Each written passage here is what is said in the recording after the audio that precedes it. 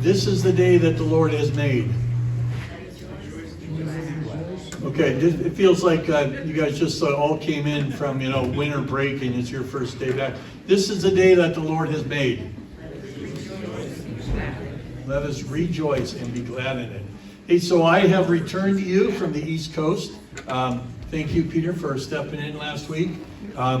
As God would have it, had I left 2 weekends ago, I'd have been in the midst of one of the worst storms in 10 years.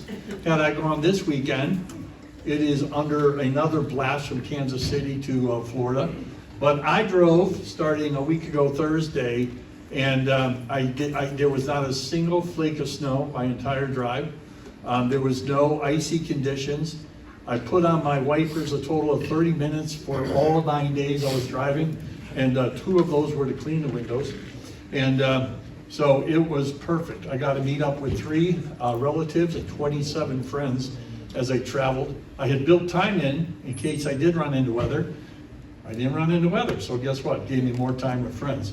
And on Friday morning, I pulled into the airport in Atlanta. I was sitting there 5 minutes when the frames came out of the airport with their 2 kids on their hips, and we moved them in the car. I took my luggage out of the car and walked in the airport. So talk about a fine thing. So I thank God for safe travels and the sweetness of returning to places that Carl and I lived or people have moved to, and just celebrating the joy of not just friendship and not just fellowship, but the ability to remember. God granted us this incredible thing that we remember with tenderness and sweetness and emotion. And the greetings weren't hello, it was these intense hugs. I went to my church from Illinois last Sunday, and Carl and I had attended there 3.5 years, and it was one of those places that we really grew. We really learned how to parent. You remember your first couple of years of parenting, you're kind of guessing how to do this, You're kind of watching everyone else. But yet, we'd all kind of came together there. It was there that we were introduced to homeschooling, and Carla ended up teaching 31 academic years of homeschooling to our kids. It was there that my 2 older kids got baptized. Powerful place. I called the week before and told Barb, first of all, I called the pastor just to let him know that I was coming back, but I wasn't going to stay indefinitely. It's a 1-week reprieve, and he was like, okay, 1 week we can handle. But I called Barb, good friend of Carl's, and I said, hey, I'm coming in, hope you're there. And she goes, well, do you want to have lunch? I said, yeah. And she goes, who do you want to have lunch with? I said, I just mentioned a few people. It's been 20 years, didn't know if they were still there. 5 minutes later, she called me, she goes, all 10 of them are coming. 5 minutes later. So it was a powerful, powerful, powerful time. So for all those who think I'm just such a good guy to take this car and drive across the country, I am. But what a gift, what a gift. So grab the moments. We just don't know when my health will allow me to do that thing again. But I'm available. If anyone needs their car driven to Atlanta, I'm your guy, okay?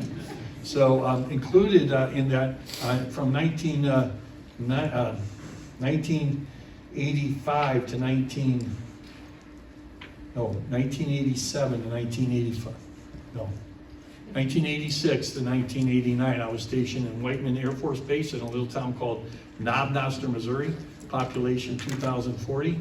We knew all of them. And but there was a good friend of mine named Jackie and his wife Mary and their 2 kids.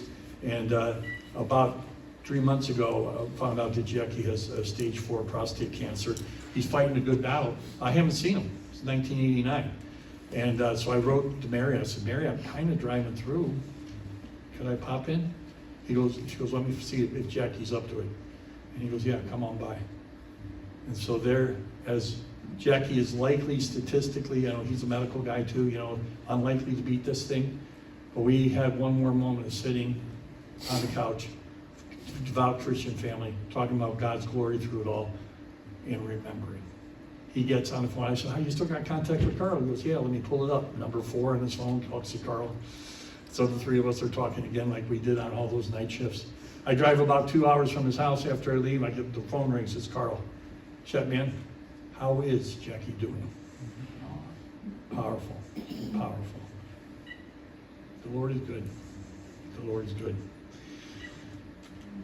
So let's go on from here and talk about Genesis. I keep thinking we're going to get further, but there's so much in this chapter. You know, I tell you, we can skip right to the Gospels. We can skip, to Romans, Revelation. But man, if we do not get this first 3-4 chapters down in Genesis, boy, we're missing it. We're missing it, okay? Anyway, so Genesis 1:24-28. Let us make man in our image. We're going to talk a lot about that today. All right, as soon as I can move over a slide. Why can't I move over a slide? Oh, there we go. So I'm going to review how we got up to that. In the beginning, God created. Where did the world come from? God created. We don't have to get into an argument with anyone. Just it's not our opinion against their opinion. The book says, in the beginning, God created the heavens and the earth. And then the next verse, when he created it, it wasn't like it is now. It was formless and empty, and darkness was everywhere, and the surface of the deep, and the darkness over the surface of the deep. But the Spirit of God was hovering. And we talked about that word hovering and the meaning of it. It is, the formless and empty. We're going to talk about that first, and we'll talk about hovering. But it is complete nothingness. It's all there. It's all there, but in its position, in its condition, in its constitution, it's nothing. Like, not just nothing, but it's worse than nothing in the sense that when you get down to it, it's desolation, but it's chaos. It's futile. It's meaningless. It's empty, barren, formless, lifeless, and it's really unreality. You can't even imagine a condition like that. So, Eliot's commentary, I love this, and you've seen it several times, but it says, expresses here the state of matter immediately after creation, and yet there was no cohesion between the separate particles. It was all there. It was all there. It just wasn't created to be what God intended. It's like taking the Legos, kids, they bring up all 3 containers, they dump it on the floor, and you say, what's this? And they say, it's a dinosaur. It's a building, it's a truck, because all the parts are there. Primeval is resembling the earliest ages of the history of the world. The history of the world starts before what we know as the world, because in the beginnings were the heaven and the earth. And then Genesis 1:3-5 says, and then God said, let there be light. And there was light. And God saw that the light was good, and he separated the light from the darkness. God called the light day, and the darkness he called night.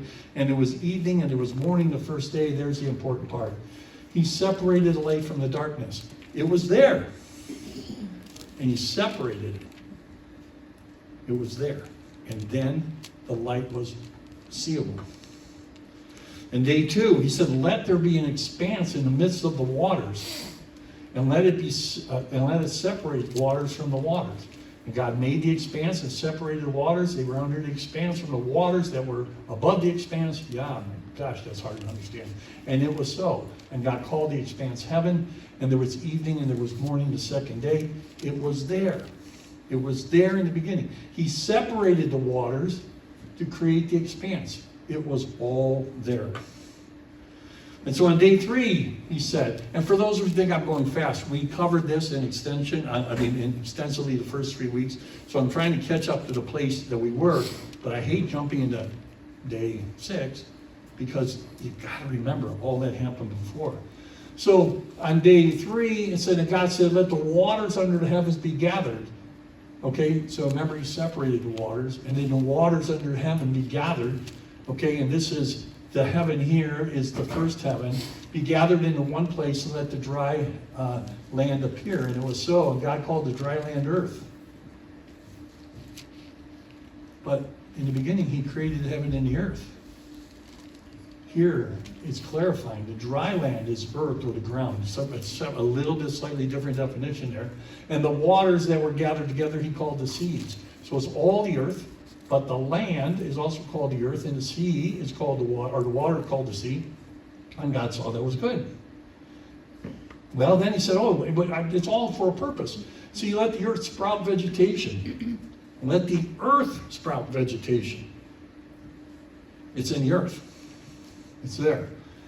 Plants yielding seed and the fruit trees bearing fruit in which there is seed, each according to its own kind on the earth. Right here, he's starting to tell us that things that produce things can only produce the things that it was, not things that they are not. And it was so, and the earth brought forth vegetation, yielding seed according to their own kind, and trees bearing fruit, in which is their seed, each according to its kind. And God saw that it was good the third day. And there is just this simple depiction. We could have picked animals, we could have picked babies in mother's womb. It doesn't matter. Apple fell, seed produced this, and then it starts here until it produces apples, and then it falls on the ground, and then we go back here. And that is seed producing like kind from seed. That's the way it is. So we get to day 4. And God said, let there be lights in the expanse and the heavens to separate the day from the night. And he let them, and let them be for signs and for seasons, for days and for years. It's fascinating that all that was done so that we can have this thing called the calendar. By the way, of all the things in the calendar and time-oriented, the whole thing, what's the only thing that isn't controlled from a calendar perspective by sun, moon, week, and what's that? the week. The week. The week is not controlled by the moon or the sun. It's controlled by God saying, there's 7 days. Isn't that powerful? Yeah. All right. And he said, on the 7th day you'll rest, right? So here we are, on the Sabbath. Don't rest too much. I see eyes closed. We're going to go over this again. All right. And it was so, and God made 2 great lights. Made 2 great lights. The greater light to rule the day, and the lesser light to rule the night and stars. And God set them in the expanse of the heavens to give them the light on earth. You ever think about this? He made it, and then he set it. Well, let's have that star a billion miles away. He made it, and then he set it. I mean, just in your picture, is he taking this star and pushing it into place? I mean, how does he do it? He makes it and then sets it. All right? Isn't that fascinating? All right. God made the 2 great lights, one to rule the day and the lesser light to rule the night and the stars. And God set them in the expanse of the heavens to give light unto the earth. So talking a lot about the sun and the moon there, and the stars. And it was to do what? It rules over the day and night. All right, so now day 5. And God said, let the waters swarm with the swarms of living creatures, and let birds fly above the earth across the expanse of the heavens. So God created the sea creatures and every living creature that moves, with which the waters swarm according to their kinds, and every winged bird according to its kind. And God saw that it was good, and God blessed them, saying, be fruitful and multiply and fill the waters. Anybody know what be fruitful and multiply and fill the waters is in context to the Bible? It's the very first something. The very first commandment in the Bible is right there. And he's telling the purpose of you animals is to be fruitful and multiply and fill the waters. And we spend a lot of time talking about what swarm means. Swarm is this massive, massive number of the like kind hanging out with each other.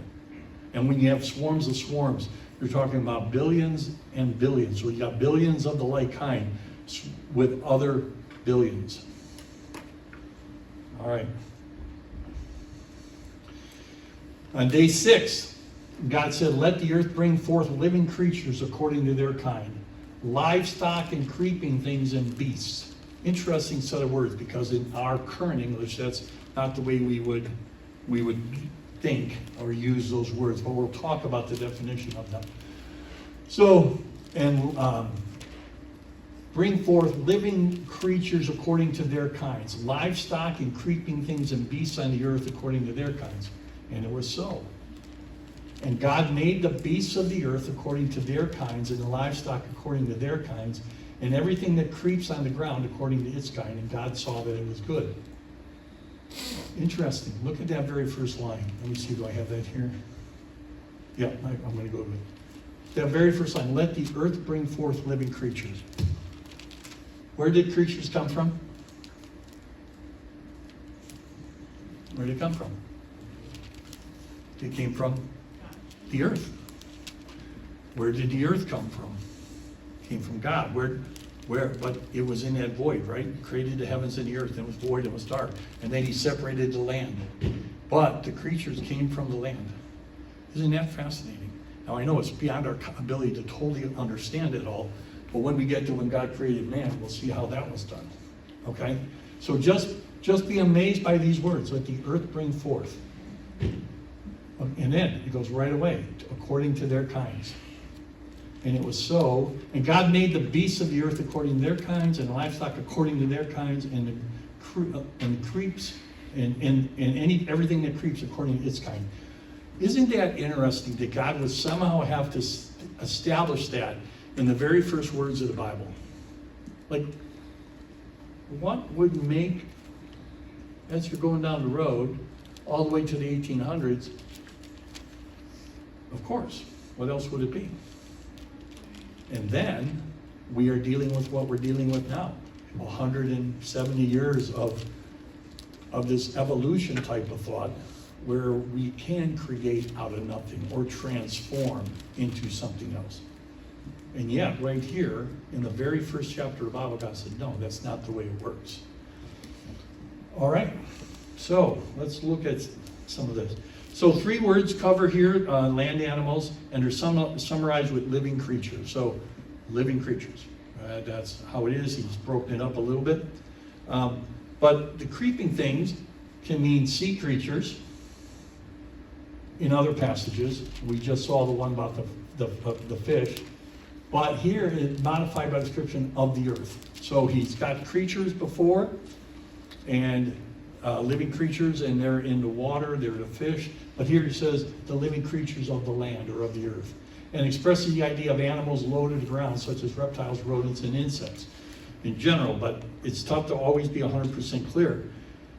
But what we do know overall, it's going to cover all animals on the land except what? What animal on the land is it not going to be covered because it's already covered? Birds. You know, birds are already established, even though they're on the land, but they're in the air and they're in the water. You know, God's a pretty cool God, huh? I mean, pretty creative. All right. So he says beast means living things, just to come from. Where's the origin of that word? This word is used twice in this verse because it is the same word translated living creature.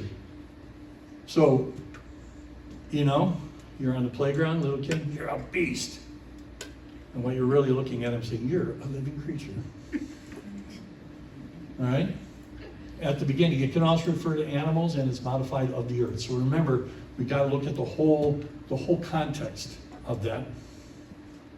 And I don't know how that one ended up coming in last. But livestock, a lot of versions will say cattle, okay? But it's that word cattle is covering livestock and this kind of covers the livestock and wild animals. So remember, in the Garden of Eden, there's wild animals. And there's the little more domesticated animals, but they're not wild in the Garden of Eden like we think of them as an in conflict with humans. So now we're going to get to day 6, or where we did the other part of day 6.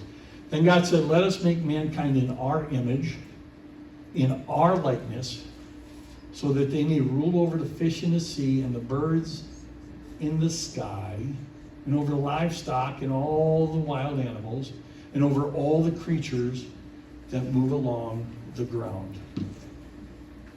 Take that in for a minute. Let's look at some of these highlighted components. So, just this little term, let us make mankind in our image, in our likeness. We often blow by in our likeness. We often say we were made in our image, or make man in our image. But it continues to make man in our image, in our likeness. One's kind of an appearance, one is more of a intent. The words is not perfectly that cut and dry, but it puts it in a perspective. So that, he's going to do it, but there's a reason. So that they, who's they? Mankind, may rule over the fish in the sea, and the birds in the sky, and over the livestock, and over all, and the wild animals, and over all the creatures that move along the ground. So what animals are left? Which ones do we not have? Do we not rule over? That would be none, right? There's none. There's none that we don't rule over, or that mankind doesn't rule over. All right, so let's break this down a little more. So let us make mankind in our image and in our likeness. Who is the us here? What's that? The Trinity. The Trinity? And Ron, what did you say? The Trinity. Okay. Okay. So anyway, us make mankind in our image and in our likeness. So, well, I'll get to it in a minute. I won't jump ahead. So this is a quote, and who's talking to whom? So not only who is the us, it's the Trinity. Who's the Trinity talking to?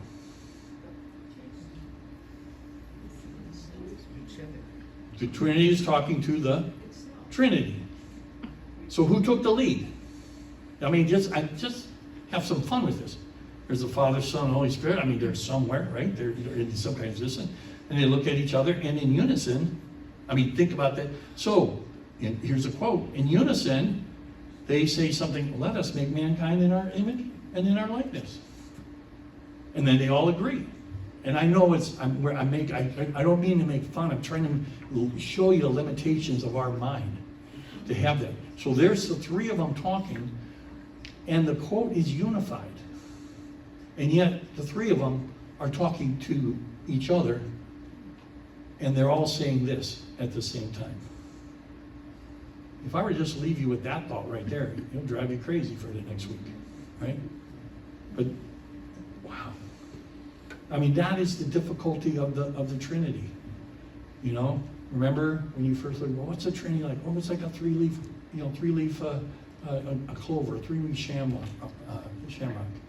Really? You can pick one off. Okay, now what? Oh, it's like the yolk and the white and the shell of an egg. Really? And you throw the shell away, now what? The only good part is the middle, right? Oh, the yolk is the protein. It falls apart as we try in our human way, try to develop it. It's okay, put this on the shelf as we'll ask when we get there, you know? We're lined up. We're lined up, we have our questions, right? Don't you have those? Like, how the heck did you do this one? I think I told you a story, and I'm sorry if I bore you, but it's so reflective of this. But Carla and I were at summer homeschool camp with, of all things, we were with Answers in Genesis, and Ken Ham was actually there teaching, and they had it so safe and so secure that we would actually take the kids up to the kind of the cabin area where we slept, and then put the kids down, and we would leave and go back and go do the adult training that was right by. And we only had Trenton and Brennan at the time, and Brennan was a babe in arms. But he was, talking, he's probably 3, 4, maybe 5 years old. So he would not have been, no, he would have been, no, I would say he's more like 6 or 7. But my night to put him down, we're in the dark cabin, we sing our songs, we put him down, okay, good night, Daddy. I pick up Regan, I take him down. He's right here on my shoulder, my ear is next to his mouth. And he had been going to kids' Bible classes all day. And he whispers in my ear, he goes, Dad, does God know everything? Oh, yes, God knows everything. And he knew everything before it even happened. And I said, yes, Trenton, in the darkness, Trenton sings. Okay, Dad. Well, then why did he pick Judas to begin with? I'm like, okay. And in all my fatherly ways, in all my bright knowledge, I just took him and I said, Regan, that is a great question. And tomorrow night when Mom puts you down, she'll be glad to explain that to you. And I laid him down to bed. And he did not bring it up again. But think of that. Like, what's the answer to that? So right behind the Trinity, maybe we can ask that one. But, it's just totally okay if we don't get it. He told us multiple times. You won't fully understand. All right, so let's look at this. So why move from God, third person, to our first person? Like, why is that? Okay, I'm not looking for the answer. It's God.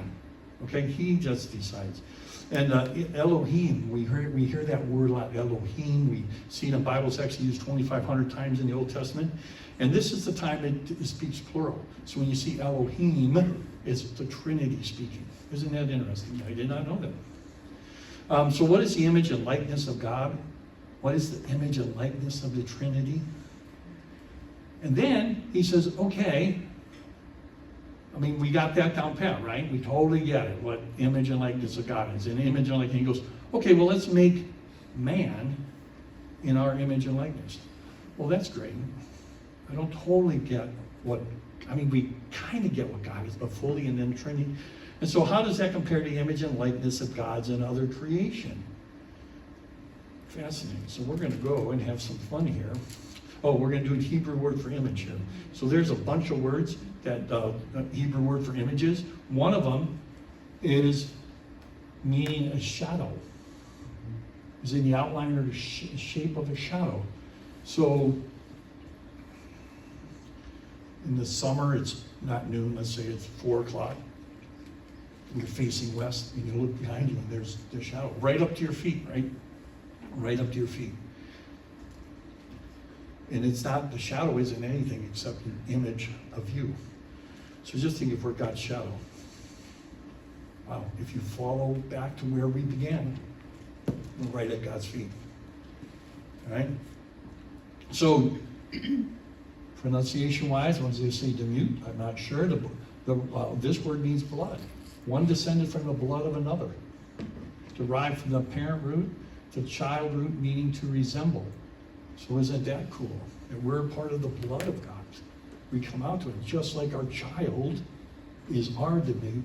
We are God's children. Isn't that fascinating? The word specifically means a resemblance or to be like something else in action or appearance. In our image and in our likeness. How cool is that? Pistel, it's a word that comes from meaning to carve. It's usually used in the context of carving out a statue. It is a carved image, usually something that is worshipped. Okay, now we are certainly not to be worshipped, but we are kind of carved out. When we get to Adam, how was Adam created? Moving that dirt together, right? And then there's Tamuna. This word comes from the root meaning a species, because all animals of the same species look alike. Thus, this word, derived from this word, means a likeness.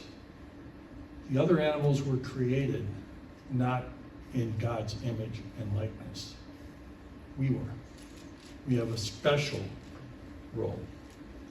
So now, all my sports fans, let's talk about this nightmare happening right now in America. The NCAA definition of something called name, image, and likeness. So for those of you who are not fans of college sports, historically, for decades and decades and decades, from the beginning of NCAA time, the rule was you cannot profit off of yourself as a player, and thus all kinds of sanctions came down on teams and players who did things like sold their jersey. Can't do that. Sold their tickets. Can't do that. They couldn't go and do a commercial with themselves, representing themselves as a sports player. Heavy, heavy, heavy, hammer, hammer, hammer, hammer down. And yet, the NCAA could use all the videos of you. They could sell your jersey. They could put NCAA commercials on with you playing in the background. Okay. Bo Jackson, how many know who Bo Jackson is? Okay, so all those men out there, probably the greatest single athlete I've ever seen in my life. He lost his ability to play college basketball because the Tampa Bay Buccaneers in football told him that they would fly him down because they're considering drafting him number 1. He said, no, I can't because I'll lose my eligibility. He said, no, that doesn't count. Got on the plane, went to visit the Buccaneers, nothing wrong with doing that, but because they bought the plane, he was immediately ineligible for playing baseball the rest of the year. And he was so mad, he told Tampa Bay, don't you dare draft me. If you do, I'm playing baseball. They drafted him, and he said, me, the Heisman Trophy winner, I'm not playing. I'll go play baseball. Got drafted by the Kansas City Chiefs in 1986. Why is that so important? Because me and Carla got stationed in Kansas City in 1986, and we got to see Bo Jackson play. So anyway, all right. So the significance of this image and likeness issue and name, anybody can tell me who this is? Bill Walton. What's that? Bill Walton? No. This is Ed O'Bannon. So what? Now, if someone would have shouted out Ed O'Bannon, I'd have given them a free donut home. All right. So you can see he played for UCLA in 2009, and I want you to think about image and likeness, okay? Name, image, and likeness. Name, image, and likeness. So he sued in 2009 because they took a silhouette of him and used it all over NCAA. He was the silhouette and the representation for many years over it. And he just said, this is crazy. So he filed suit in antitrust class action because they had used his image. And this judge determined the NCAA the rules preventing payments for name, image, and likeness, that's where it comes from, where it's illegal. And the ruling allowed schools to pay athletes up to $5,000 a year in deferred compensation if they use their image. So that was the first time. Look at that. That's 2009. That's 2009 right there. So then what happened? Well, in 2021, Alston versus the NCAA, the Supreme Court of the United States unanimously ruled. How often do we get a unanimous decision in the Supreme Court? Not too much. But unanimously ruled against the NCAA, signing that restricted education-related benefits, restricting them were illegal, and paved the way for further legal challenges, and they said right in there, and we're open to other legal challenges regarding this. So this was about their education and what they could do on the campus when they were playing for the NCAA. And then the biggie right here, House versus NCAA 2025. This is where the name, image, and likeness as we now know it came out. And it stemmed from NCAA policies that prohibited college athletes from earning compensation from their publicity rights. Their publicity rights. Like they say, I'm named the athlete, I'm this, and I can go sell myself as a college athlete and make money off of the fact that I'm a college athlete. And so, that prohibited college athletes from earning compensation for the public, resulting in a landmark $2.8 billion settlement. That was for previous payments, and it overturned this whole thing about long-standing amateurism. Okay, so all that went away. And so we're right in the middle of a mess. And by the way, what else happened with this is that they said if you give a player a scholarship, they're not restricted to that scholarship. They're allowed to break that scholarship and they can move to a new school. And all that happened before. You were tied. You could not move. So it's kind of like free agency of college. All right? So name, image, and likeness was really important. I'm going to bring this up for a reason. You'll see kind of all how this ties back. So what's been the impact of this?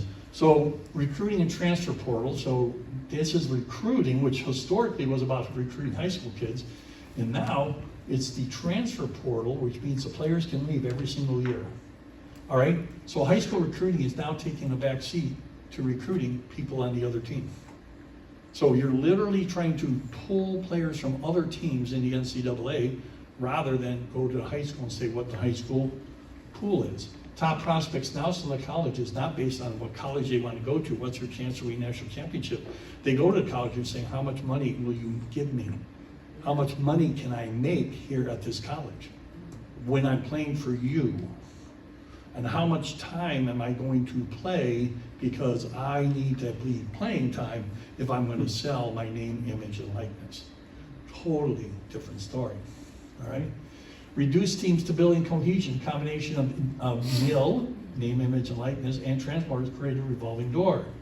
Just give a couple examples. I know not all of you are sports, but let me talk, just understand the cataclysmic changes that are occurring. Penn State this year, Penn State, the big Penn State, lost 47 players this year at the end of the season. 47 players said we're walking. Big old Penn State.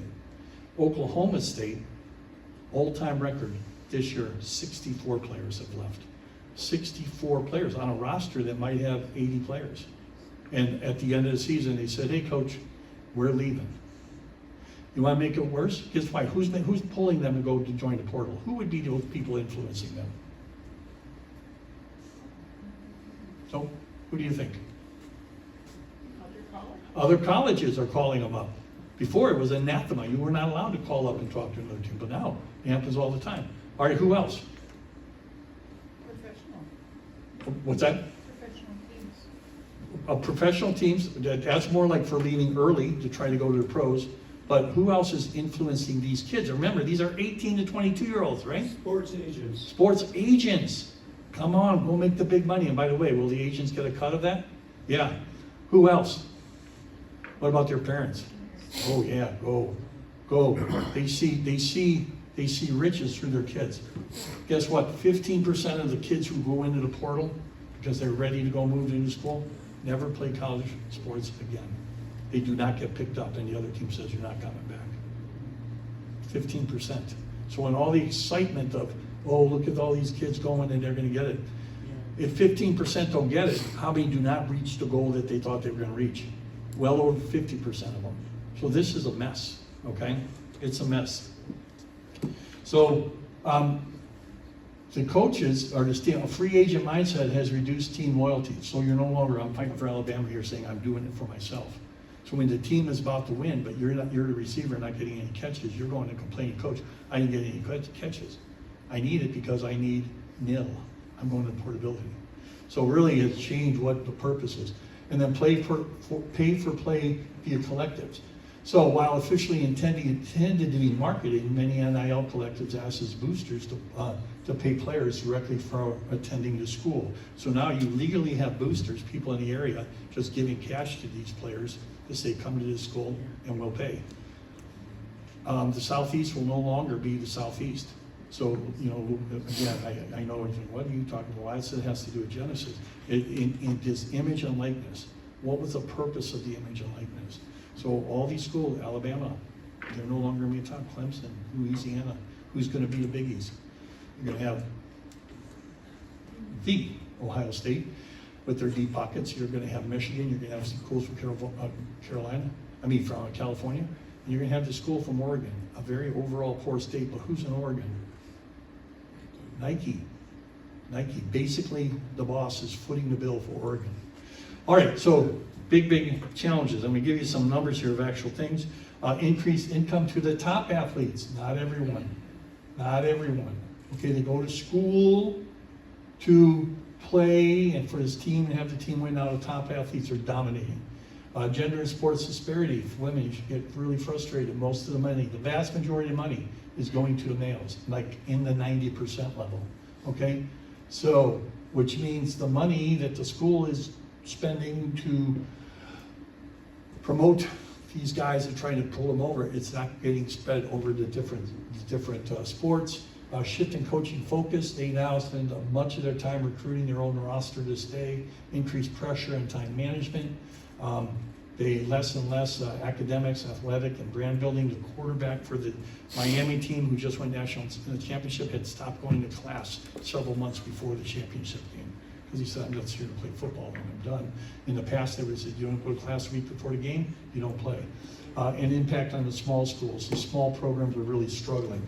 And I'm going to say this one more time. It's maybe weird. How's this got to do with Genesis?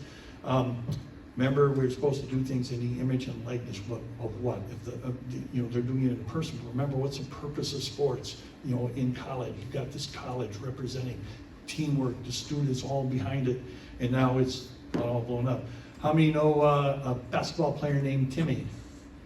Gonzaga fans? Yeah. All right. So remember, Drew Timmy, right? He left to go to the draft at the end of his junior year, but before the draft happened, he said, oops, I'm not going to get drafted. So he came back to the school for his senior year or fifth year, you guys would have to tell me. He made $600,000 in local advertising, $600,000. He then left, I think he went undrafted, anyway, ended up playing in the G League, where he was making $40,000 to $50,000 a year.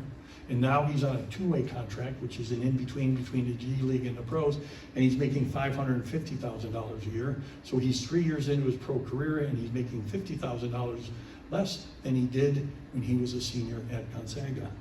Over his whole career, he made about $1.5 million as a student at Gonzaga. I just bring up Drew Timmy because so many of you know him and because he's so local. Imagine if he was in a big city, and then Indiana just won the national championship. Their average age player was 23 years old. 23 years old. Remember, you're supposed to go to college from 18 to 22. Their average. How many kids are over 23? All right. Then, I'm going to show you this. Let's see if it'll come up. Nope, I'm going to go over. Okay, there it is. Rutgers University. This is real dollars, real today. They are currently, so they are in debt. Excuse me, I missed the word. Their athletic department is $250 million in debt as of right now. And last year, 2014, they lost $78 million on their athletic program. Who's paying that? Students. They're dipping in the students, make them pay more. So this whole, what is the purpose of college? What is the purpose of college sports? It's gone awry.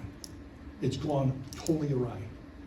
We were made in God's image and likeness for a purpose. But what happened? We've gone awry. Talk about that. So God created, Genesis 1:27-6, God created mankind in his own image. In the image of God, he created them, male and female, he created them. Didn't we just talk about that? Didn't we just say this? Read this verse. What is the difference? Well, let's look at the contrast. He said, let us make mankind in our image. What is that saying? Let us make mankind. We're going to make him, right? We're going to make mankind in our likeness, or in our image, in our likeness.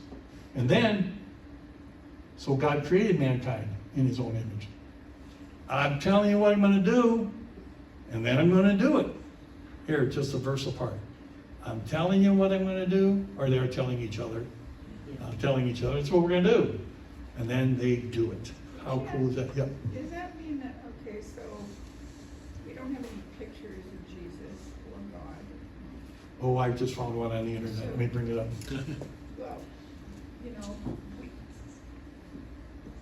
if they have, head and bodies and arms and legs. Uh-huh.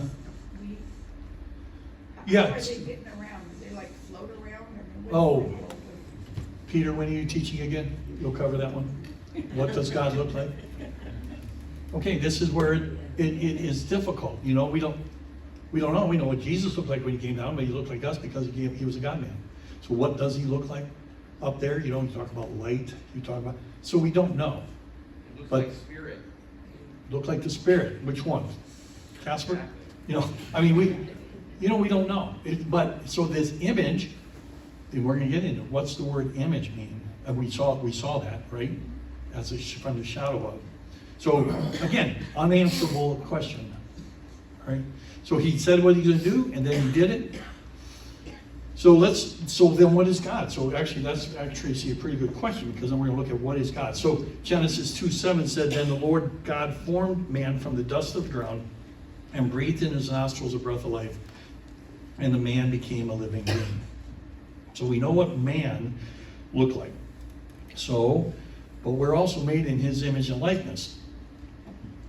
So when we look at Luke out there in the Gospels, love the Lord your God with all your heart, and with all your soul, and with all your strength, and with all your mind, and love your neighbor as yourself. So we're love the Lord our God with all this. So I'm focusing on the word love. And now, let's go to what is God. Whoever does not love does not know God. So the image and likeness. So if you don't love, you are not in his image and likeness. Isn't that what that's saying right there? Because God is love. Oh, God is love. So God is love. So we love the Lord your God with all your heart, mind, soul. So we're to love God with godly love, right? That agape love. All right. So what is that image and likeness? Again, it's like we just want to package it and say, look, it's here on the table. All right. So let's look at this. God blessed them. 128 said to them, be fruitful and increase in number, fill the earth and subdue it. Rule over the fish in the sea and the birds in the sky and over every living creature that moves on the ground. So he has, he's made man. Now he's going to make man again in the second chapter. There's a point where he kind of goes back and explains it in detail. But let's look at this first. So God blessed them and said to them, be fruitful and increase in number, fill the earth and subdue it and rule over it. God blessed them. Do you realize when God gave us the requirement to do it, it was a blessing. It wasn't a commandment in isolation of a blessing. So let's look at these words, be fruitful and multiply. So it comes from to be fruitful and multiply in Hebrew comes from this word. All right, and we'll break it down here. And the first word, this first part, comes from the root word, this, and it means to bear fruit. Okay, to bear. From the likeness, from this comes the same thing, okay? So bear fruit. And the other part means to increase or multiply in number. And interesting with the Hebrew, it's a weird thing because we don't do that, but they associate words with number. And 500 is a high number. And so it's implying, means to increase and multiply in large number. You're supposed to do that, okay? And also, as I mentioned, it is a blessing, but it's also a mandate. He says, and God blessed them and said, go. I mean, just think about it as you're raising your kids. You're blessing them all the time. And now go off to school and do. Go back and apologize. All right? This phrase is the first command God gave to humanity. Earlier, remember we saw that he gave a command to the creatures and birds to multiply. So this is given Adam and Eve and indicating a mandate to populate for population growth and to fill the earth. Adam and Eve, man, just the two of you, hey, go fill it up. Wow. Be fruitful and multiply. Let's look at this some more. Now, if you go to Jewish language, okay, the Hebrew primarily understood in the Talmud that when you're a fruitful and multiply, you're having at least two children, one son and one daughter. Why do you need one son and one daughter? Because that would allow for the continuing population, not between those two, but that allows for procreation. But many Jewish families have more children, and the legal definition of fulfilling this specific commandment is met with two children of different genders, specifically for what could happen with children when they're born, right? So the Jewish sages added a rabbinic obligation to continue having more children as long as one has the capacity, because what could happen to that boy or girl? They could die, right? And now you're not fulfilling it. So you need to have more available. And are there people who don't have children? Yeah. So you need to have it. So it's broken down into two. One is a meritorious path, that even after having two children, it's viewed as a great virtue to have more, often up to 4. Because if you have 4, 2 boys and 2 girls, the chances of them being able to procreate and continue that population growth is good. And it also leads to filling the earth. So there's a kind of a meritorious focus.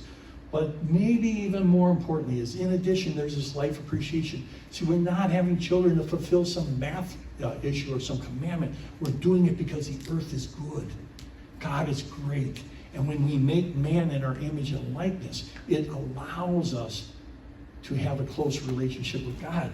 And so the Talmud teaches that one who does not engage in procreation, who intentionally decides not to have children, is considered shedding blood. Isn't that wild? That you're shedding blood by not having children. Because what? You can't have more children. And when those children can't be born from your offspring, guess what? It's like they're dead, but they were never alive. And this suggests, in part, for all to have more than the bare minimum. Like, have children. Keep having children. So, then we go, so be fruitful and multiply. Though on the surface, this command clearly implies literal procreation. In addition, the far greater application is to fill the earth not just with people to say we have numbers, but we want to fill them with people in our image and likeness. It's not God just saying, oh, you had to, great. No. We want them to be here purposely in our image and likeness, and we're going to know what happens in the garden. They're going to fall outside that image and likeness, but that's the intent. Just not having numbers, it's to have them in our image. And it's people who live life to its fullest potential with godly and productive impact. It's just not having children. It's having children who are godly, who are going to continue with this image and likeness of God. Okay, now we have this word subdue. This is fascinating. So it comes from the Hebrew word kabash. So remember, so we have be fruitful and multiply and fill the earth and subdue the earth, is meaning to place your foot on the neck of your conquered enemy, signifying a submission of the enemy to his defeater. Anyone who saw The Lion King, which is in production downtown, you know, Nana, what was her name? Nala beats, help me out. Timon. No, beats the son. Simba, thank you. Beats Simba, and he puts, kind of conquers and puts her body on him, a foot on him, says, gotcha. But it sounds like, okay, we're to subdue the earth. Like, over what? These animals, right? We're going to subdue them, just stamp our foot down on top of them and say, I'm the king, right? Right? That's the first image, but there's a problem. We really, really have a problem with Hebrew and English when it comes to this word. We don't have a great corollary between kavash and subdue. So let's look at it a little more. Because that's the verb component of it, but the noun is kavesh, which means a footstool. And to be a footstool over the animals. And this implies a place to rest your foot. It implies a position of rest after submission. So we are to subdue, but not in some kind of crushing way, but to subdue and rest. Isn't that fascinating? So Numbers 33:29 he says, he said to them, if the Gadites and Reubenites, every man armed for battle, cross over the Jordan with you before the Lord, then when the land is subdued, the Kabash, before you, you must give them the land of Gilead as their possession. So this is the crush. So let's look at another one. Micah 7:18-19 says, who is a God like you, who pardons sin and forgives the transgressions of the remnant of his inheritance? You do not stay angry forever, but delight to show mercy. You will again have compassion on us. You will tread our sins underfoot and hurl out our iniquities into the depths of the sea. You see how that is? That is a controlling, a submission, but for the purpose to get rid of the bad.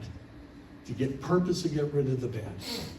And that's what our rule is over the earth. We want to eliminate the bad so that the full goodness can be experienced.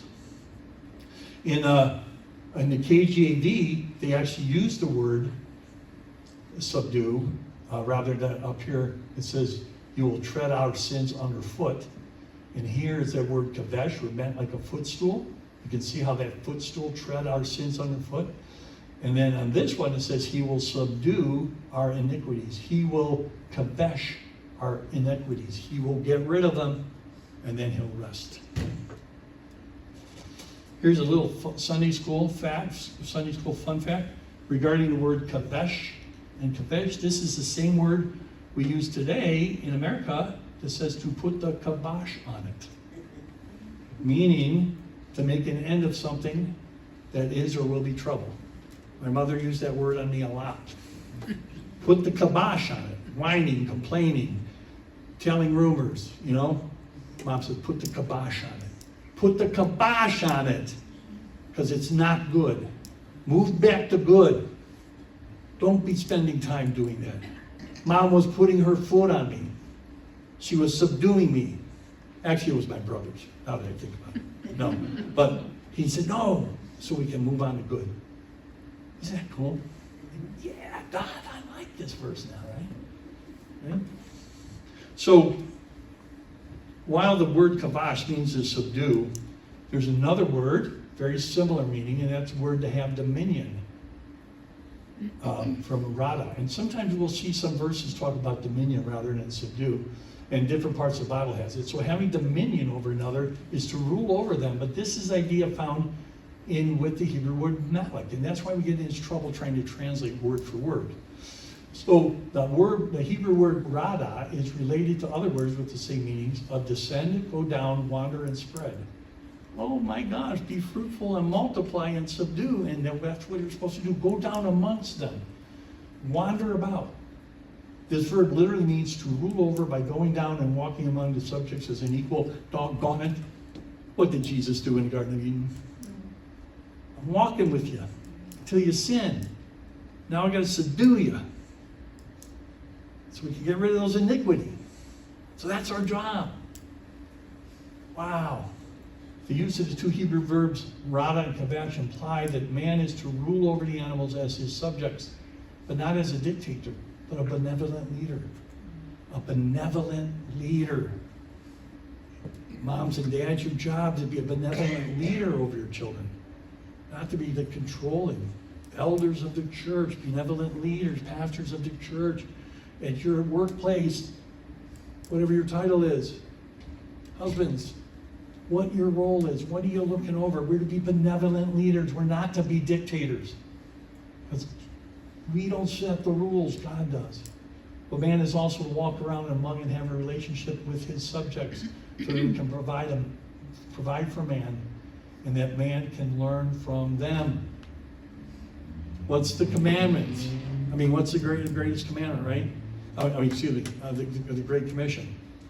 To go into all the world, right? Jerusalem, Judea, Samaria, spread out. Go! Go! And do what?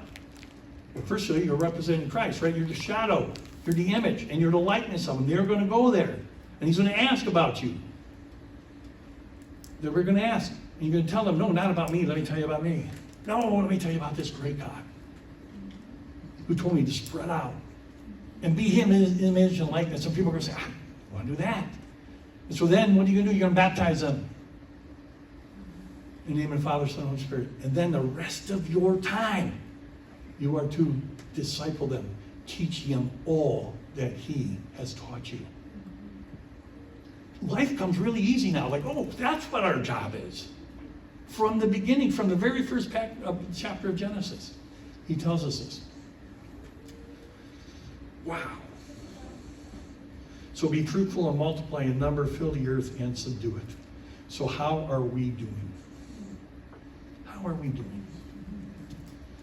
And next week, we're going to talk about how are we doing with this very, very first chapter commandment that we got. And I will tell you, there's room to do better. Amen? Amen. Dear Heavenly Father, thank you for chapter 1 of Genesis. So why you did what you did is unknown to us.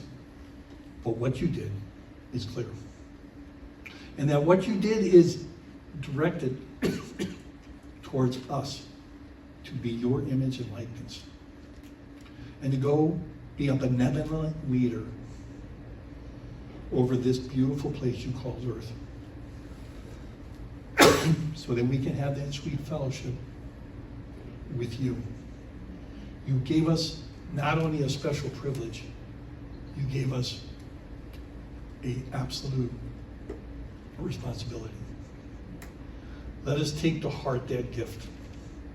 And may the next person we turn to be part of sharing your image and your likeness. Thank you for this hour. Amen.